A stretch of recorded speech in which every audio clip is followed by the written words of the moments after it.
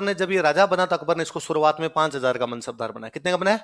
देखो, राजतिलक के समय at the time of coronation, राजतिलक के समय at the time of coronation, राजतिलक के समय at the time of coronation Akbar ने इसे 5,000 का मनसबदार बनाया था। Akbar appointed him mansabdar of 5,000। Akbar ने इसे 5,000 का मनसबदार बनाया था। Akbar appointed him mansabdar of 5,000।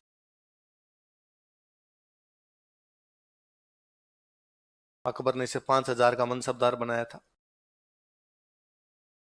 Akbar appointed him mansabdar of 5,000। कितने का मनसबदार बनाया था? 5,000। अब देखो, एक दिन मैंने पहले बात बताई थी, अकबर जहांगीर को राजा नहीं बनाना चाहता था, क्योंकि जहांगीर शराबी आदमी था। अकबर राजा बनाना चाहता था खुसरो। किसको बनाना चाहता? अकबर का सबसे मुख्य सेनापति कोई था तो वो मानसिंह था। अकबर बड़ा विश्वास करता, इसलिए अकबर ने मानसिंह को बुला के कहा था, भाई मेरे मरने के बाद जहांगीर को राजा मत बनाना, किसको राजा बना देना? खुसरो। इन्होंने तैयारियां शुरू कर दी। उधर 1605 में अकबर चारपाई पे पड़ा, मरने वाला, आज मरे न कल मरे। ऐसे हालात में जहांगीर उसके पास गया। जहांगीर ने जाके उसके पैर पकड़े और जहांगीर ने कहा, प्लीज बापू, क्यों सेहत के लिए हानिकारक हो रहा है, मुझे राजा बना दो, मैं वैसे मर जाऊंगा तो मेरे बाद खुसरो का नंबर तो आ ही जाएगा। तो अकबर का दिल पसीजा, अकबर उलगार बेटे को राजा बना देते हैं। तो अकबर ने मानसिंह को बुलाया और मानसिंह को बुला कहा, मेरे मरने के बाद खुसरो को मत बनाना। किसको बनाना? मानसिंह ने कहा, ये क्या तरीका है, हमने पूरी तैयारियां कर ली, उधर खुसरो का राज तिलक करेंगे, तूने तो हालात बदल दिए, जज्बात बदल दिए, और हम अब खुसरो के साथ हैं, हम खुसरो को ही राजा बनाएंगे, जहांगीर को राजा। तो अकबर मानसिंह का हाथ पकड़ता है, मानसिंह का हाथ पकड़ के जहांगीर का हाथ उसके हाथ में देता है और कहता है, अब मेरी जो इज्जत है वो तेरे हाथ में, मैं तेरे को 7,000 का मनसबदार बनाता हूँ। कितने का बनाता हूँ? तो किसी हिंदू राजा को 5,000 से ऊपर का मनसब दे दिया गया था। वो कौन था? ऐसा अकबर कब करता है? मरते टाइम। कब मरा वो? 1605। कब मरा? तो एक बार ये क्वेश्चन है कि अकबर ने मानसिंह को 7,000 का मनसबदार कब बनाया था? तो कब बनाया था? 1605। देखो, 1605 ईस्वी में, इन 1605 एडी, 1605 ईस्वी में, इन 1605 एडी अकबर ने इसे 7,000 का मनसबदार बना दिया था। Akbar appointed him mansabdar of 7,000। Akbar ने इसे 7,000 का मनसबदार बना दिया था। Akbar appointed him mansabdar of 7,000। पहले कितने का बनाया था राजतिलक के टाइम? तो फिर बढ़ा के कितना कर दिया? अकबर ने इसको काबुल का गवर्नर बनाया था, बिहार का गवर्नर बनाया था और बंगाल का गवर्नर बना दिया था। कहां का गवर्नर बनाया बताओ देखिए? काबुल, बिहार और बंगाल। अकबर ने इसे काबुल, बिहार तथा बंगाल का गवर्नर बनाया था। Akbar appointed him governor of Kabul, Bihar and Bengal. Akbar ने इसे काबुल, बिहार तथा बंगाल का गवर्नर बनाया था। Akbar appointed him governor of Kabul, Bihar and Bengal. कहां का गवर्नर बनाया? काबुल, बिहार और बंगाल। एक एक का पोस्टमार्टम करें। पहले लिखो काबुल। काबुल वाला ज्यादा महत्वपूर्ण, स्टार लगा के रखना।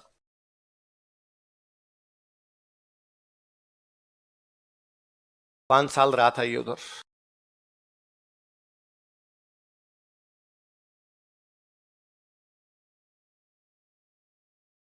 काबुल में अकबर का एक सौतेला भाई था, वो गवर्नर था पहले। उसका नाम था मिर्जा हकीम। क्या नाम था?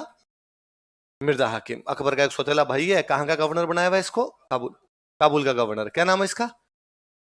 अकबर क्या उन दिनों थोड़ा लिबरल होता जा रहा था। अकबर के दरबार में हिंदू भी है, जैन भी है, अलग अलग प्रकार के। तो थोड़े जो कट्टर मौलवी टाइप के लोग थे, उन्होंने मिर्जा हकीम को भड़काया और कहा, ये जो मुसलमानों का राज है अकबर खत्म कर देगा, ये तो खुद ही हिंदू बनने वाला है, सारा दिन पंडित जी के साथ बैठा रहता है यार, और हम तेरे को सपोर्ट करते हैं, तू अकबर को हटा कर तू बादशाह बन जा। तो मिर्जा हकीम ने काबुल में खुद को क्या घोषित कर दिया? बादशाह। मतलब अकबर के खिलाफ क्या कर देता है? विद्रोह। अब उसने काबुल पे कब्जा करके उसने कहा, अब मैं आगे दिल्ली जाऊंगा, दिल्ली पे कब्जा करूंगा, अकबर को उठाऊंगा। तो अकबर को लगा, यार ये यदि इधर आ गया, इधर वाले कट्टर मौलवी भी इसके साथ हो गए तो अपने दिक्कत हो जाएगी। तो अकबर ने मानसिंह को भेजा कि जा मानसिंह, उस मिर्जा हकीम का इलाज कर। अकबर काबुल गया, मिर्जा हकीम को डंग से पीटा, मिर्जा हकीम को यहां से भगाई दिया। तो काबुल में मिर्जा हकीम का विद्रोह दबाने वाला कोई बंदा था, तो कौन था? देख लो। तो मिर्जा हकीम के विद्रोह को दबाया, ही सप्रेस्ड रिवोल्ट ऑफ मिर्जा हकीम। मिर्जा हकीम के विद्रोह को दबाया, ही सप्रेस्ड रिवोल्ट ऑफ मिर्जा हकीम।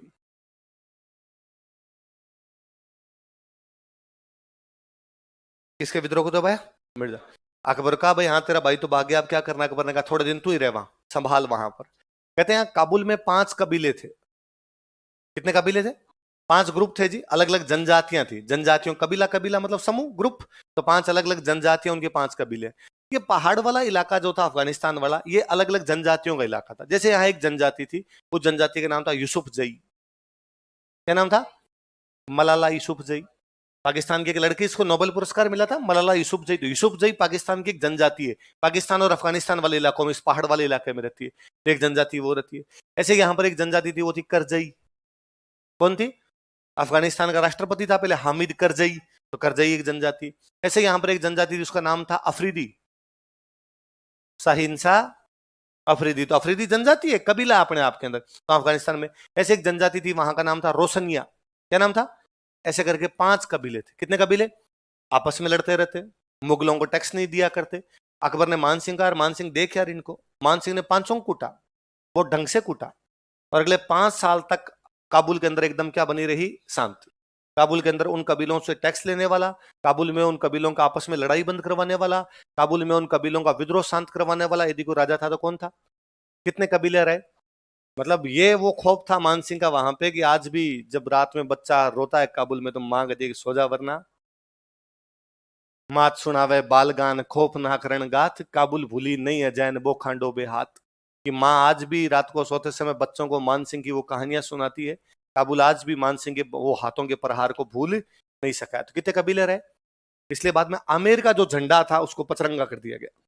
कैसा कर दिया गया? कि आमेर का जो झंडा होगा उसमें कितने रंग होंगे? देखो, तो यहां पर 5 कबीलों को हराया था। ये सप्रेस्ड 5 ट्राइबल ग्रुप्स हियर।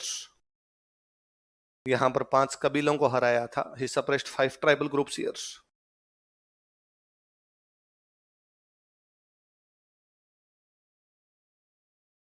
अतः आमेर का झंडा पचरंगा कर दिया गया था। सो आमेर्स फ्लैग वाज मेड पेंटाकलर।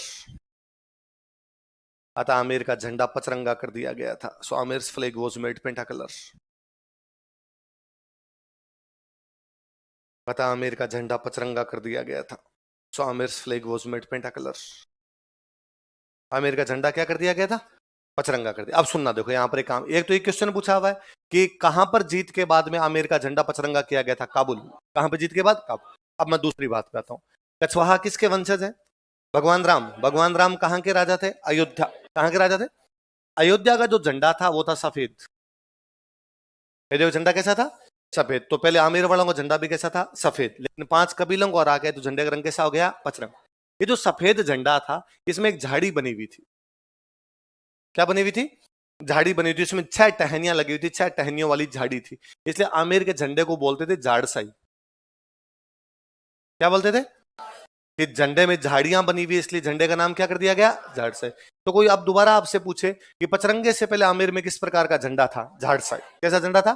झाड़साई। क्यों बोलते? क्योंकि सफेद झंडे में क्या बनी होती थी? झाड़ी बनी होती थी। और ये झाड़साई नाम इतना पॉपुलर हुआ कि कालांतर में यदि कोई आपसे पूछे कि झाड़साई सिक्के कहां पर थे? आमेर। झाड़साई जूतियां कहां पर थी? आमेर। झाड़साई पगड़ी कहां पर थी? आमेर। झाड़साई राजधानी कौन सी है? आमेर। झाड़साई झंडा कहां का है? आमेर। जहां जहां झाड़साई वहां वहां। तो झाड़साई नाम क्यों पड़ा? क्योंकि झंडे में क्या बनी होती थी? झाड़ी। लिख लो यहीं पर, इस बहाने याद रहेगा, फिर बॉक्स में बंद कर लेना। इससे पहले आमेर का झंडा झाड़साई था। Earlier Jhadshahi was Amer's flag. इससे पहले आमेर का झंडा झाड़साई था। Earlier Jhadshahi was Amer's flag.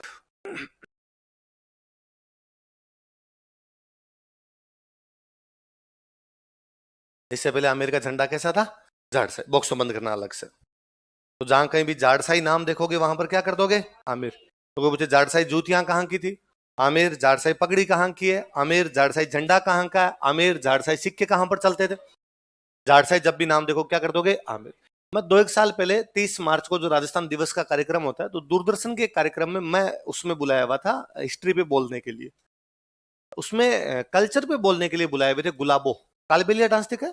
तो कालबेलिया डांसर है एक अपने बहुत बड़े, पद्मश्री मिला हुआ, गुलाबो जी। तो गुलाबो जी कल्चर पे बोलने के लिए थे, मैं उसमें हिस्ट्री पे बोलने के लिए था।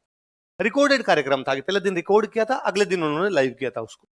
तो हम जब बैठे थे तो वो जो एंकर सर थे दूरदर्शन के और जो अधिकारी थे, गुलाबो जी राम बैठे हुए थे, तो उन्होंने पूछा हमसे पहले कि आप कौन सी भाषा में कंफर्ट फील करते हो, कौन सी भाषा में ढंग से जवाब दे पाएंगे। तो मैंने कहा राजस्थानी, क्योंकि मदर टंग वही है तो आसानी से तो वही बोल पाता हूँ। ठीक है, बोलने को तो हिंदी भी आती है, इंग्लिश भी आती है, पंजाबी आती है, पर वो बोलनी आती है, उनमें फील नहीं आता मुझे। फील मुझे मेरे वाली में आता है बाद में। भाई माँ के पेट से लेके आप जो अब तक सीखते आए थे, आपकी भाषा तो वही है। तो उन्होंने कहा ठीक है, हम आपसे राजस्थानी में क्वेश्चन पूछ लेंगे। तो उन्होंने गुलाबो जी से कहा कि गुलाबो जी आपको कौन सी भाषा में पूछा जाए। गुलाबो जी का ब्लंट रिप्लाई था, मैं तो जाड़सा ही बोलूंगी। मैं क्या बोलूंगी, क्योंकि वो जयपुर के हैं। तो मुझे और समझ में आएगी इसका मतलब जयपुर की भाषा भी कौन सी। तो मुझे जाड़साई भाषा कहाँ आमिर, जाड़साई झंडा कहाँ आमिर, जाड़साई पगड़ियां कहाँ आमिर, जाड़साई सिक्के कहाँ, जहां जहां जाड़साई वहां वहां। याद रहेगी बात। अब लिखो बिहार, काबुल के बाद बिहार है। गवर्नर बनाया ना ऊपर कहां कहां का, तुम अभी तक झाड़ियों में ही हो गया, बाहर आ जाओ। मैंने कहा आगे लिखो बिहार के, बिहार बिहार क्यों लिखे हैं, तुम जाड़साई में खो गए। इसका मतलब मैं अच्छा टीचर हूं, है ना, तुम्हें मंत्र मुग्ध कर देता हूं, तुम खाली झाड़ियों में देख झाड़ियां। चलो। बिहार में इसने खूब सारे राजाओं को हराया था भाई। वहां पर एक राजा था, उस राजा का नाम था पूर्णमल। क्या नाम था राजा का, ये था गिद्धौर का राजा। कहां का राजा था, सुन लो एक बार, बाद में लिख लेंगे अपने। एक राजा है, राजा का नाम क्या है, पूर्णमल। पूर्णमल कहां का राजा है, वहां कोई छोटी रियासत रही होगी गिद्धौर, वहां का राजा। ऐसे एक राजा था, उसका नाम था अनंत चेरू। क्या नाम था, ये था गया का राजा। कहां का राजा था, गया। तो गया का राजा कौन है, गिद्धौर का राजा कौन है, पूर्णमल। ऐसे अब ना उड़ीसा में जगह थी, तब उड़ीसा बिहार का भाग माना जाता था, अब तो उड़ीसा अलग राज्य बन गया। एक जगह पड़ती है, उस जगह नाम है खुर्दा। क्या नाम जगह का, और वहां खुर्दा का एक राजा था, उसका नाम था रामचंद्र देव। क्या नाम था। तो इसने खुर्दा के कौन से राजा को हराया, गया के कौन से राजा को हराया, गिद्धौर के कौन से राजा को हराया। तब ये कहां का गवर्नर था, लिख लो। इसने यहां पर कई राजाओं को हराया था। ही डिफीटेड मेनी किंग्स हियर। इसने यहां पर कई राजाओं को हराया था। ही डिफीटेड मेनी किंग्स हियर।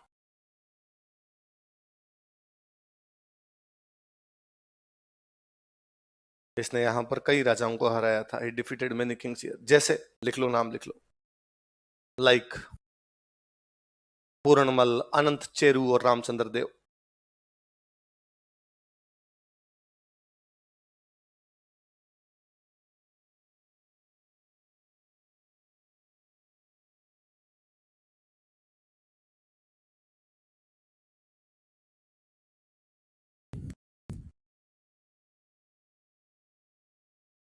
कौन कौन से राजाओं को हराया बताओ देखे, पूर्णमल, अनंत चेरू और रामचंद्र देव। पूर्णमल कहां का राजा था, गिद्धौर। अनंत चेरू कहां का था, गया।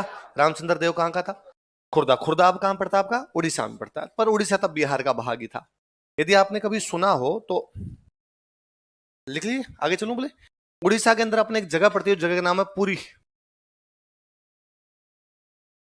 जगन्नाथपुरी है। तो पुरी में जगन्नाथ जी का मंदिर है, इसलिए उसका नाम ही क्या हो गया, जगन्नाथ। देखो मैंने कई बार ये बात बीच बीच में आपको बोली है कि मुगलों ने जब भारत पे राज किया था, तब उन्होंने अफगानों को हटा के राज किया। किसको हटा के, भाई इब्राहिम लोदी वो कौन थे, अफगान। इसलिए अफगानों की और मुगलों की आपस में कभी भी बनती। इसलिए अपने राजस्थान वाले जब भी मुगलों के खिलाफ लड़ते, उनका साथ देने के लिए कौन आते, अफगान।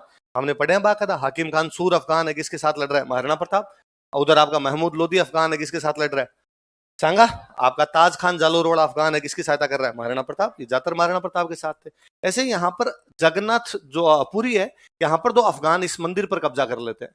एक अफगान का नाम था नासिर खान। क्या नाम था, एक का नाम था कतलू खान। क्या नाम था, कौन कौन दो है बताओ देखे। कौन से मंदिर पे कब्जा किया, जगन्नाथ मंदिर। जगन्नाथ मंदिर कहां पर है, पुरी। और पुरी कहां पर पड़ता है आपका, उड़ीसा। तब उड़ीसा किसका भाग हुआ करता, बिहार। बिहार का गवर्नर कौन है, मानसिंह। और अफगानों ने कहा मंदिर तोड़ेंगे, मानसिंह को लगा बाकी चीजें गई भाड़ में, मंदिर बचाना जरूरी है। मानसिंह भागा भागा पुरी आया, नासिर खान कतलू खान दोनों का कत्ल किया, और कौन सा मंदिर बचाया, तो पुरी का जगन्नाथ मंदिर। यदि आप जाते हो और उसको यदि सही सलामत देखते हो, तो इसका मतलब थैंक यू किसको बोला जाना चाहिए, देखो। नासिर खान तथा कतलू खान को हराकर पुरी के जगन्नाथ मंदिर पर नियंत्रण स्थापित किया था। He defeated Nasir Khan and Katlu Khan and established control over Jagannath temple of Puri. Nasir Khan तथा कतलू खान को हराकर पुरी के जगन्नाथ मंदिर पर नियंत्रण स्थापित किया था। He defeated Nasir Khan and Katlu Khan and established control over Jagannath Temple of Puri. Nasir Khan तथा कतलू खान को हराकर पुरी के जगन्नाथ मंदिर पर नियंत्रण स्थापित किया था। He defeated Nasir Khan and Katlu Khan and established control over Jagannath Temple of Puri. Nasir Khan और कतलू खान को हराकर पुरी के जगन्नाथ मंदिर पर क्या किया था? नियंत्रण स्थापित। किसने? किसको हरा के? नासिर खान और कतलू। नाम जो कितना प्यारा है, कतलू। अगला लिखो बंगाल। सुनने में अच्छा लगता है कतलू, कैसे कत्ल हुआ होगा इसका तो। अगला लिखो बंगाल। अगला स्टेट कौन सा? बंगाल में पूर्वी बंगाल की तरफ एक राजा था, उस राजा का नाम था केदार। पूर्वी बंगाल का राजा कौन था? केदार। ईस्टर्न बंगाल जो था, ईस्टर्न बंगाल का जो राजा था, उस राजा का नाम क्या था? केदार। पूर्वी बंगाल मतलब आज जो अपना बांग्लादेश है, ये जो इलाका, इसको तो भाई अपने वाला पश्चिम बंगाल है, तो वो क्या हो गया? पूर्वी बंगाल। वहां का राजा कौन था? केदार। इस केदार को हराता है और वहां से एक माता जी की मूर्ति लेके आता, शिला माता। किसका मूर्ति लेके आता? और इन शिला माता का मंदिर बनवाया गया आमेर के अंदर। ये शिला माता जो है आमेर के कछुआओं की कैसी देवी हो जाएगी? कैसी हो जाएगी? देखो, पूर्वी बंगाल के राजा केदार को हराया। Defeated Kedar, king of eastern Bengal. पूर्वी बंगाल के राजा केदार को हराया। He defeated Kedar, king of eastern Bengal.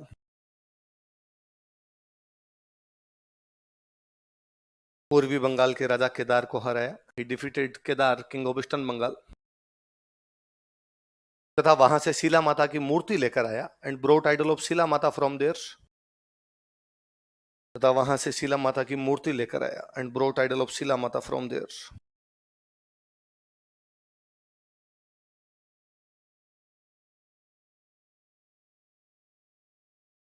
वहां से शिला माता की मूर्ति लेकर आया and brought idol of Shila Mata from there.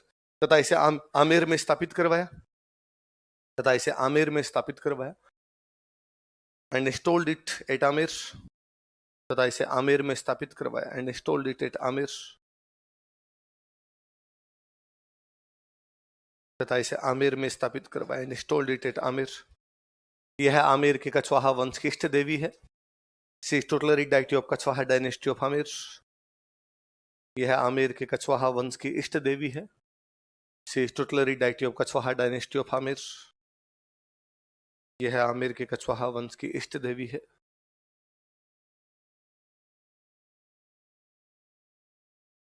Amer के कछवाहा वंश की क्या है? ये तो मुख्य मंदिर है, हम इसके बारे में पढ़ लेते हैं।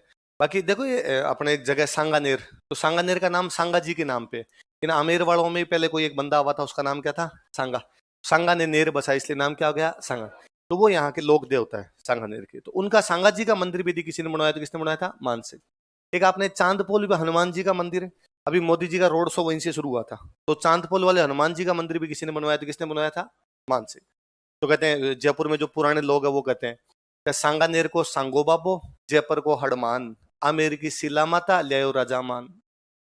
कौन कौन से? सांगानेर को सांगो बाबो, जयपुर को हड़मान, आमेर की शिला माता लियो राजा। बोलो दोबारा बोलो। सांगानेर को सांगो बाबो, जयपुर को हड़मान, आमेर की लियो राजा। तो राजा मान कहां से लाया था शिला माता की मूर्ति? पूर्वी बंगाल। कहां से ले गया था? पूर्वी बंगाल। किसको हरा के? फिर जहांगीर के टाइम में मान सिंह ज्यादा जहांगीर से बनती नहीं थी, क्योंकि मान सिंह तो जहांगीर को राजा नहीं बनाना चाहते थे। किसको बनाना चाहते थे? खुसरो को। ठीक है, लास्ट टाइम अकबर क्या गया, इस चक्कर में जहांगीर बन गया था। फिर जहांगीर ने इसकी अपॉइंटमेंट साउथ इंडिया में कर दी थी। और वहां साउथ इंडिया में महाराष्ट्र में एक जगह पड़ती है एलिचपुर। कौन सी जगह? तो इसकी जो मृत्यु हुई थी वो साउथ इंडिया में, वहां एलिचपुर में हुई थी। तो पूछे मान सिंह की मृत्यु कहाँ हुई थी? कहाँ हुई थी? देखो, एलिचपुर नामक स्थान पर मान सिंह की मृत्यु हो गई थी। Man Singh died at place named Ellichpur, Maharashtra में। एलिचपुर नामक स्थान पर मान सिंह की मृत्यु हो गई थी। Man Singh died at place named Ellichpur. कौन सी जगह पे मान सिंह की मृत्यु हो गई? एलिचपुर। एलिचपुर नामक स्थान पर मान सिंह की मृत्यु हो गई थी। उपाधियां लिख लो, टाइटल्स।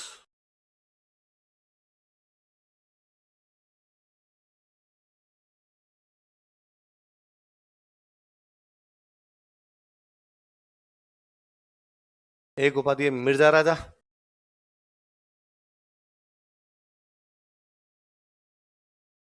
एक उपाधि है फरजंद।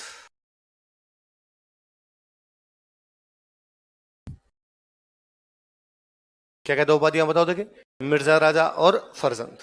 देखो मैंने दो तीन बार आपको ये बात बता दी कि मुगलों में बाबर पहला आदमी था जिसने नाम क्या क्या लगाया था, बादशाह। बाबर से पहले वाले सारे क्या लगाते थे, मिर्जा। और बाद में भी बाबर का बेटा पोता पड़पोता बादशाह लगाते हैं, बाकी वाले जो भाई भतीजे हैं वो नाम क्या क्या लगाते हैं, मिर्जा। तो मिर्जा मुगलों की उपाधि थी। लेकिन मुगलों ने जब बादशाह लगाना शुरू कर दिया था, इसके बाद मुगल अपने किसी खास राजा को क्या उपाधि दिया करते, ताकि उसको फील करवाए कि देख हम हमारे वाली उपाधि तेरे को दे रहे हैं, तेरे को हम पारिवारिक सदस्य समझते हैं, हमारे परिवार की उपाधि तेरे को दे रहे हैं। अकबर का मुख्य सेनापति कौन, मान सिंह, उसने मान सिंह को क्या उपाधि दी, फरजंद का तो मतलब ही बेटा होता है। फरजंद का मतलब ही क्या होता है, तो अकबर कहना चाहता है कि मैं तेरे को उतना ही सम्मान देता हूं या तेरा उतना ही ध्यान रखता हूं जितना किसका ध्यान रखता हूं, मेरे बेटे का। देख ले, 5,000 का मनसब या तो बेटों को देते हैं या हमने किसको दिया है, तेरे को। तो कितने का मनसबदार बनाया था, तो कौन कौन सी उपाधि बताओ। आप लिखो सांस्कृतिक उपलब्धियां, कल्चरल अचीवमेंट्स।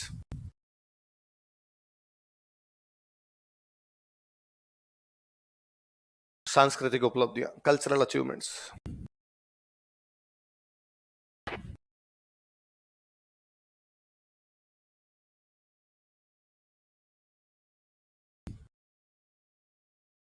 सुनना देखो, इसकी पहले पोस्टिंग बिहार में रही थी ना, बिहार में पोस्टिंग रही तो इसने एक शहर बसाया था मानपुर। कौन सा बसाया, खुद का नाम मान सिंह इसलिए शहर कौन सा बसा दिया, मानपुर। कहां पे, बाद में बंगाल जब भेजा गया तो कौन से राजा ने भेजा इसको, अकबर ने।